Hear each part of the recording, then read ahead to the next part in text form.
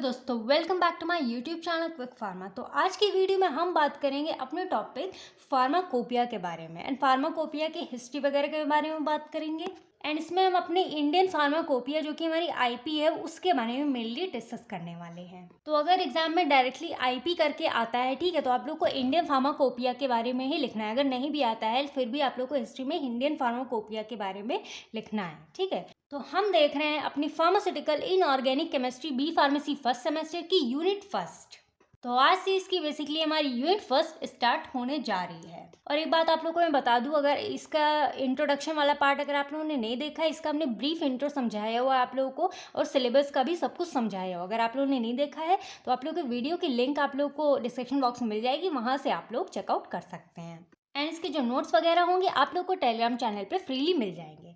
तो pharmaceutical inorganic chemistry, इसको हम शॉर्ट फॉर्म में PIC या फिर IPC के नेम से भी जानते हैं। अगर आ जाता है inorganic pharmaceutical chemistry, so don't be confuse, तो हमारा यही वाला सब्जेक्ट है, ठीक है, फार्मास्यूटिकल्स इनऑर्गेनिक केमिस्ट्री। तो इसी के बारे में बात हो रही है। अगर थोड़ा सा नाम चेंज करके आता है तो आप लोगों को कंफ्यूज नहीं होना है। अब हम यूनिट फर्स्ट के सिलेबस के बारे में बात करें तो इसका नाम है इम्प्योरिटीज इन फार्मास्यूटिकल साइंस। अब आप लोग देख सकते हैं कि काफ़ी लेंथ में है, मतलब कि ये वाला सिलेबस यूनिट फर्स्ट का हमारा काफ़ी ज़्यादा लेंथी है। तो इसको हम पार्ट्स में कवर करने वाले हैं, मीन्स अलग अलग लेक्चर वीडियोज़ में इसको हम कवर करेंगे पार्ट वाइज। तो आज की इस वीडियो में हम हिस्ट्री ऑफ फार्माकोपिया को डिटेल में समझेंगे। तो चलिए सबसे पहले हम फार्माकोपिया को यहाँ पे समझ लेते हैं, लेकिन उससे पहले थोड़ा सा हम यहाँ पे इसके फार्मास्यूटिकल इनऑर्गेनिक केमिस्ट्री की डेफिनेशन के बारे में समझ लेते हैं कि ये वाला जो सब्जेक्ट है वो क्या दर्शाता है, मतलब किसके लिए है और किस बारे में है। अब फार्मास्यूटिकल इनऑर्गेनिक केमिस्ट्री का अगर हम डिफाइन करें तो it is the branch of science in which we study about those inorganic compounds. Means ये हमारी ब्रांच ऑफ साइंस है जिसमें हम अपने इनऑर्गेनिक कंपाउंड्स के बारे में पढ़ते हैं। और जो हमारे इनऑर्गेनिक कंपाउंड्स होते हैं वो कौन से होते हैं? जिनमें हमारे कार्बन प्रेजेंट नहीं होता है। जिसमें कार्बन नहीं प्रेजेंट होता है, बाकी के जो बचे हुए एलिमेंट्स होते हैं वही हमारे इनऑर्गेनिक कंपाउंड्स कहलाते हैं।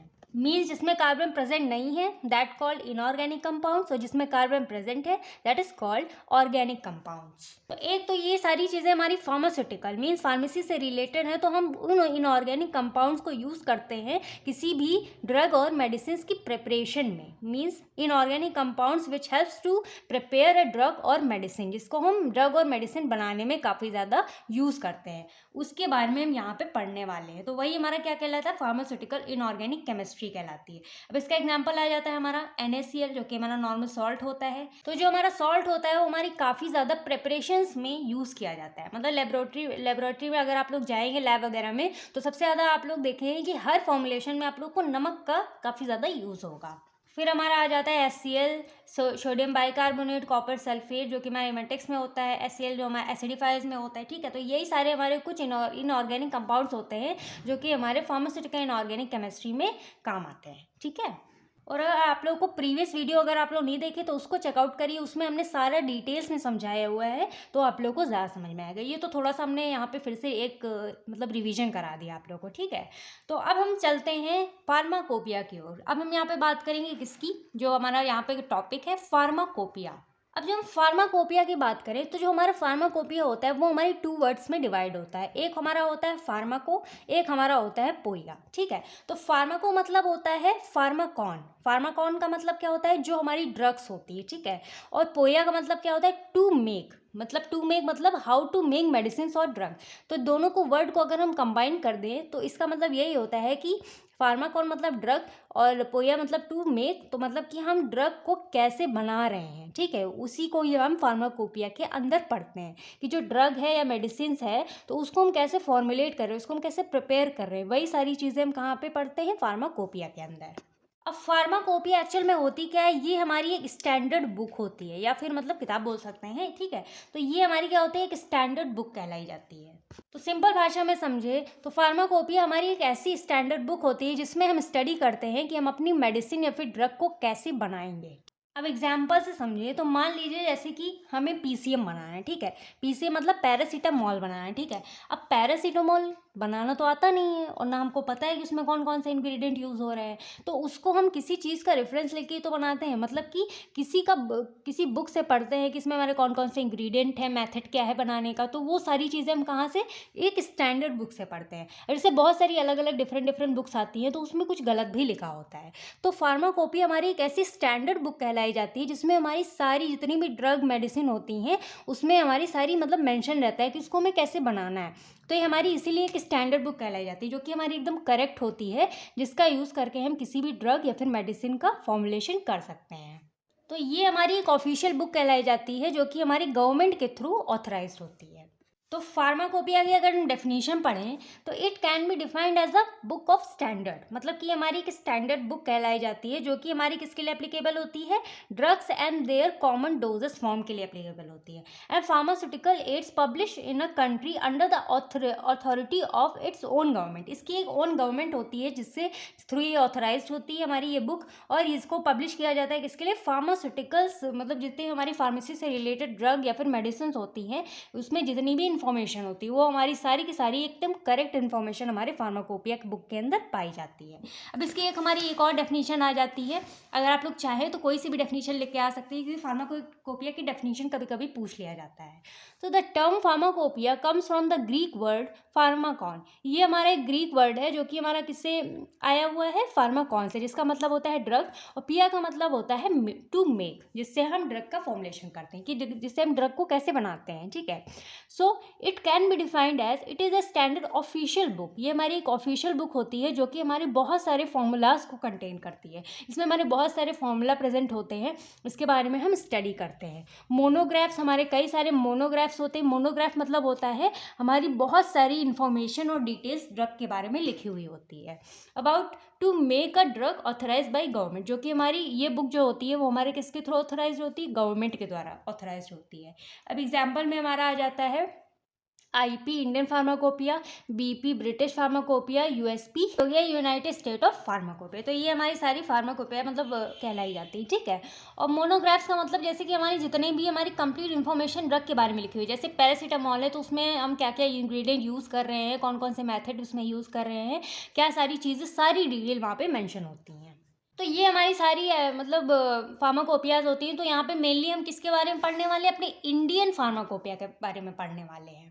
तो आई होप आप लोग को फार्माकोपिया की दोनों ही डेफिनेशन अच्छे से मतलब आप लोग को समझ में आ गया होगा, बस आप लोग कोई भी सेल्फ डेफिनेशन पढ़ सकते हैं और एग्जाम में लिख के आ सकते हैं। तो चलिए हम इंडियन फार्माकोपिया के बारे में पढ़ते हैं, जिससे कि आप लोग को सारी डिटेल्स में जितनी भी कहानी है सब क्लियर हो जाएगी। अब इंडियन फार्माकोपिया के नाम से आप लोग समझ सकते हैं कि हमारी इंडिया, हमारे भारत देश की फार्माकोपिया है। तो यहाँ पे लिखा हुआ है ये हमारी एक ऑफिशियल डॉक्यूमेंट्स होती है जो कि हमारे किसके लिए रिस्पॉन्सिबल होती है, मीन जितने भी हमारे फार्मास्यूटिकल्स प्रोडक्ट्स होते हैं उसकी क्वालिटी कंट्रोल एंड एश्योरेंस के लिए रिस्पॉन्सिबल होती है हमारे इंडिया में। मीन्स हमारे जो प्रोडक्ट की क्वालिटी है और उसको मतलब एश्योर करने के लिए हमारा एकदम प्रोडक्ट सही है उस चीज़ को करने के लिए हमारे इंडिया फार्माकोपिया में सारी चीज़ें लिखी हुई होती है, मतलब ये हमारी ऑफिशियल डॉक्यूमेंट सारी चीज़ें मेंशन होती है और यही इंडियन फार्माकोपिया इस चीज़ के लिए रिस्पॉन्सिबल होता है। बाकी सेकंड पॉइंट देखी जाए तो हमारे जैसे ड्रग है तो उसकी identity, purity, safety and strength, इस सभी के बारे में हमारी जो इंडियन फार्माकोपिया है वो सारी चीज़ें डिटेल्स में बताती है।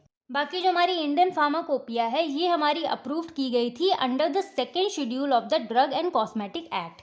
जब हमारा ड्रग एंड कॉस्मेटिक एक्ट आया था उसी के अंडर में हमारी ये वाली जो इंडियन फार्माकोपिया है उस टाइम पे वो अप्रूवल इसको मिल गया था एट 1940 एंड रूल्स इन 1945। बाकी जो हमारी इंडियन फार्माकोपिया है इसको अप्रूव्ड या फिर पब्लिश किया जाता है हमारे मीन्स इंडियन फार्माकोपिया कमीशन के द्वारा इसको क्या किया जाता है, अप्रूव किया जाता है on behalf of ministry of health and family welfare government of India, जो बेसिकली हमारी ministry of health and family welfare के अंडर में काम करती है। बाकी जो हमारी इंडियन फार्माकोपिया में मतलब आईपी में जितने भी हमारे ड्रग्स वगैरह मतलब फॉर्मुलेशन वगैरह सब लिखी जाती है, प्रिपरेशन वगैरह, वो हमारी एकदम लीगली एक्सेप्टेबल होती है, एकदम करेक्ट होती है, स्टैंडर्ड होती है। बाकी चले अब हम हिस्ट्री एंड इसके डेवलपमेंट के बारे में जान लेते हैं। तो आप लोगों को जैसे पता होगा, अगर नहीं भी पता है, तो जो हमारी ईस्ट इंडिया कंपनी थी वो हमारे मतलब ईस्ट इंडिया में क्या कर रहे थे, हमारे देश में राज कर रहे थे, ठीक है। तो इसमें फर्स्टली क्या हुआ था, हमारे जो 1833 में हमारी ईस्ट इंडियन कंपनी ने क्या किया, रिकमेंड किया कि हमारे इंडिया में भी एक फार्माकोपिया होनी चाहिए। तो सबसे पहले मतलब बात तो चल रही थी हमारे बंगाल फार्माकोपिया के लिए, तो सबसे पहले हमारा किस में आया था, बंगाल फार्माकोपिया में हमें सबसे पहले फार्माकोपिया आई थी।